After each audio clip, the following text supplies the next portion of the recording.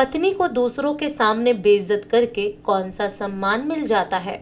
निधि, तुम भी कहाँ जरा सी बात लेकर बैठ गई। कम से कम तुम तो समझो, अगर मैं ऐसा ना कहता तो लोग मुझे जोरू का गुलाम समझने लगेंगे। आखिर मुझे भी तो अपने परिवार के सामने अपना सम्मान बनाए रखना है। अरविंद निधि को अपनी बात समझाते हुए बोला, ये कौन सा सम्मान है अरविंद, जो मेरा अपमान करने पर मिलता है। मेरे सम्मान की जिम्मेदारी किसकी है फिर। कितनी घटिया सोच है तुम्हारी, अपने सम्मान के लिए मेरा अपमान कर रहे हो।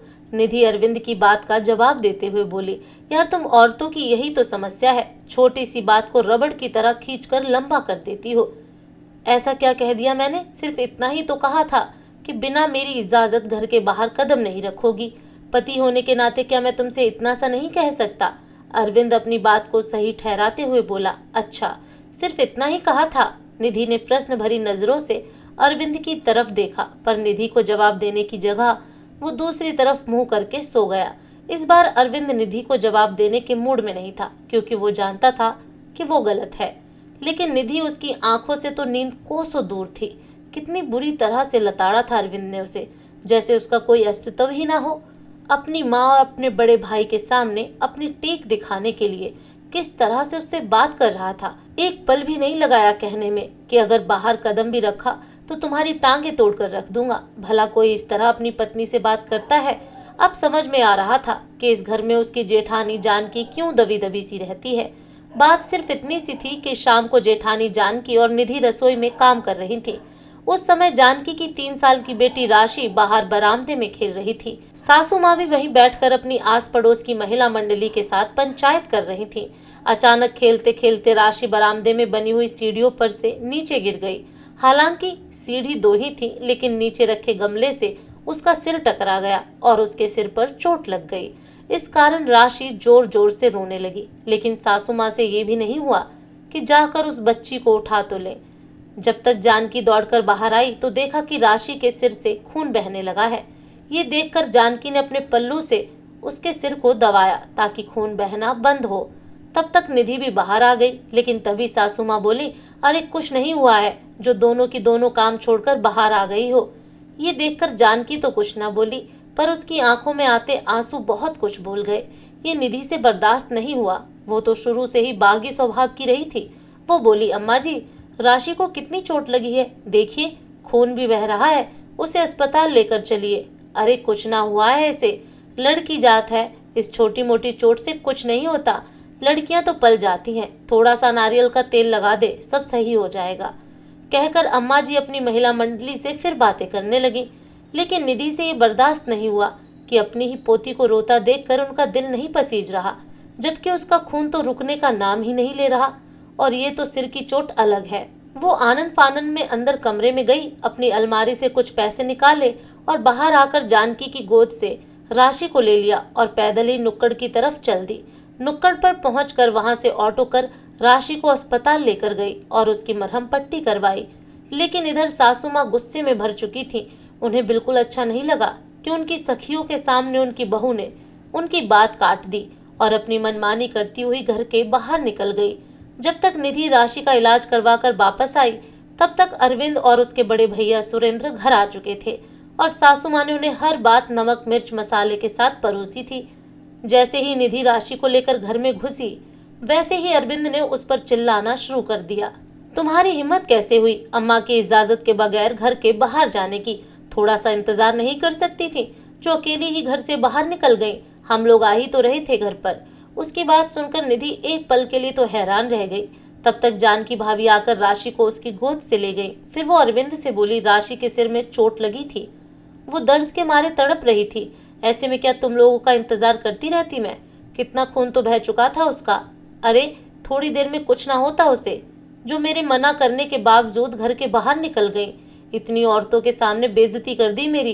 क्या सोच रही होंगी वो लोग कि मेरी बहू तो मेरी सुनती ही नहीं है। सासू माँ बीच में ही बोली, आपको लोगों के सामने अपनी इज्जत की पड़ी है। आप राशि की दादी हैं। मेरी जगह राशि को लेकर तो आपको भागना चाहिए था, लेकिन आप तो बस करो, तुम बराबर अम्मा को जवाब दिए जा रही हो। खबरदार मेरी इजाजत के बगैर घर के बाहर कदम रखा तो टांगे तोड़ के रख दूंगा तुम्हारी, औकात में रहना। अचानक अरविंद जोर से चिल्लाया। निधि हक्की बक्की सी उसे देखती रह गई। अरविंद का ये रूप तो शादी के 3 महीने में कभी उसने देखा ही नहीं था। मानती थी कि ये परिवार रूढ़िवादी था। सासू माँ को पोती पसंद नहीं थी, क्योंकि वो घर में पहला बच्चा पोता ही चाहती थी, इसलिए कभी राशि से उनका खास लगाव नहीं रहा। पर इस तरह की भाषा भी परिवार के लोग बोलते हैं, उसे यकीन नहीं हो रहा था। अब खड़ी खड़ी देख क्या रही हो, जाओ अंदर, अरविंद दोबारा चिल्लाकर बोला। निधि को कुछ सूझा नहीं तो वो चुपचाप अंदर आ गई। सासू माँ ने इसे अपनी जीत समझी और तनक कर सोफे पर जाकर बैठ गई।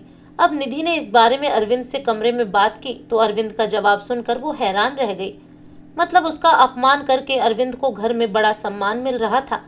खैर, सोचते सोचते काफी देर बाद निधि की नींद लग गई। अब रात भर ढंग से सोई नहीं हो तो सुबह कहाँ से जल्दी उठती। सुबह उठने में उसे देर हो गई। बस इसी बात को सासू माँ ने पकड़ लिया और जोर जोर से चिल्लाने लगी। उनकी आवाज सुनकर अरविंद हड़बड़ा कर उठा।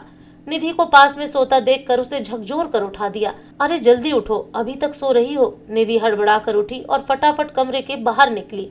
उसे देखते ही सासू माँ बोली, देखा कैसे जानबूझकर आज महारानी उठी ही नहीं। घर में तो नौकर चाकर लगे हैं ना, जो आकर घर का काम कर जाएंगे। भला ये बहुओं के ससुराल में रहने के लक्षण है। निधि को गुस्सा तो आ रहा था, पर जवाब न देकर वो रसोई में जाने लगी। सिर दर्द तो वैसे ही हो रहा था, सोचा पहले चाय बनाकर पी ले। तभी अरविंद भी बाहर निकल कर आ गया। उसे देखकर सासू माँ ने अपनी आवाज ऊंची करते हुए कहा, देख ले अरविंद, तेरी बीवी के लक्षण। यह सास बोले जा रही है, पर ऐसा नहीं कि उसे जवाब तो दे दे। मुंह उठाकर सीधे रसोई की तरफ चल दी। अरे मुझसे बात नहीं करना चाहती तो साफ साफ कह दे। सासू माँ की बात सुनकर अरविंद गुस्से में निधि से बोला, अम्मा तुमसे कुछ बोले जा रही हैं, तुम जवाब क्यों नहीं दे रही हो? अम्मा को जवाब दे दोगी तो घिस नहीं जाओगी? कल जब मैंने जवाब दिया था तब भी आप बोल रहे थे कि जवाब पर जवाब दिए जा रही है, और आज मैं चुप हूँ तो भी समस्या है। आखिर मैं करूँ तो करूँ क्या? निधि ने कहा। उसकी बात सुनकर अरविंद गुस्से में चिल्लाकर बोला, बस करो तुम, ज्यादा जवान चला रही हो। अगर अब एक शब्द बोला तो तुम्हारा मुंह तोड़। चुप करो तुम, पत्नी हूँ तुम्हारी, कोई गुलाम नहीं हूँ जो इतनी बदतमीजी से मुझसे बात कर रहे हो। निधि के इस जवाब से अरविंद हक्का बक्का रह गया। वहीं सासू माँ बोली, हे भगवान, अपने पति तक से जवान लड़ा रही है ये। तेरी यही हैसियत है तेरी बीवी के सामने, जो सबके सामने तुझे जवाब दे रही है। सासू माँ अरविंद को सुनाते हुए बोली। तब अरविंद निधि से बोला, तुम पत्नी हो मेरी, मेरे सम्मान की जिम्मेदारी तुम्हारी है। तुम इस तरह से सबके सामने मेरा अपमान कैसे कर सकती हो? अच्छा, तुम सबके सामने मुझसे बेइज्जत करते रहो, अपने सम्मान के लिए मेरा अपमान करते रहो और मुझसे उम्मीद करते हो कि मैं सबके सामने गूंगी गुड़िया बनकर तुम्हारी इज्जत बनाए रखूं। इज्जत दोगे तो इज्जत मिलेगी, वरना जिस तरह की भाषा तुम बोलते हो वो भाषा मुझे भी बोलनी आती है। निधि के इस जवाब से सब लोग हैरान रह गए। हालांकि उसके बाद अरविंद की हिम्मत नहीं हुई कुछ कहने की, क्योंकि निधि बराबर जवाब दे रही थी। उसके बाद निधि को तेज जवान वाली बहू, बदतमीज बहू, कई तरह के नामों से नवाजा गया। पर क्या फर्क पड़ता है, कभी कभी अपनी इज्जत के लिए बेशर्म तो होना ही पड़ता है। दोस्तों, आपको ये कहानी कैसी लगी कमेंट करके ज़रूर बताएं। फिर मिलूंगी एक नई कहानी के साथ।